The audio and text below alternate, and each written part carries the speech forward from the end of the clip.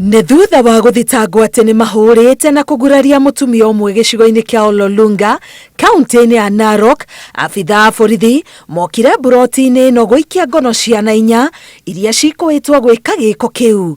Erĩ marĩ a mĩaka 16, ũngĩ wa mĩaka 12 na wa kana arĩ na mĩaka 10. Kũringana na ikaria buroti ĩno, ngucanio yatũmũka gatagatĩ ga ciana ici na borithi rĩrĩa ciehingĩire nyumba thiini na ciarega kũhingũrĩra borithi mũrango. Askari wakabembeleza tu, fungueni mlango juu mnakosea sana. Wao askari akamwambia, watoto wakamwambia, stupid, simfanye kinyo mnataka kufanya. Kwani nini mtafanya? Askari akawaba, sasa juu askari walikuwa tu wamekasirika na walikuwa tu na hasira, wakawaambia tutufanye kinyo tunataka, fanyeni kinyo mnataka, hatuogopi. Thutha wa borithi kũgerania nao, o nginya kũmaikĩria ndogo ya kũruta maithori, kwĩrĩkanĩte nĩrĩo ciana ici cigucirie abithaa ũmwe thĩinĩ wa nyũmba na kũmũthecanga na kahiu. Na kumbe walikuwa na habari, maofisa walikuwa wanaenda huko, wakajiami na kisu. Na ile ofisa ya kwanza ambao alitangulia kwa hiyo nyumba walifuruta ndani na wakafunga mlango na ndani. Walivamia hiyo ofisa, wakadunga yeye kichwa na kisu, alidungwa kwa kichwa, kadungwa kwa mkono na mwingine akadungwa kwa bega tena.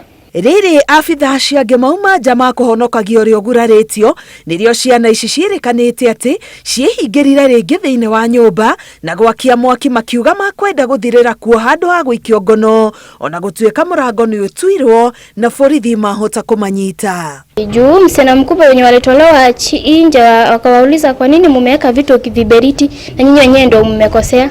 Akasema sisi ni heri tukufe ndani kuliko twende tufungwe. Na hii wasichana ni kama wanakaa kama wamepagawa, wanapiga nduru na wanasema wanataka kuua hiyo maaskari. Watu wakakuja na katika hiyo process wakasaidiana kusima hiyo moto.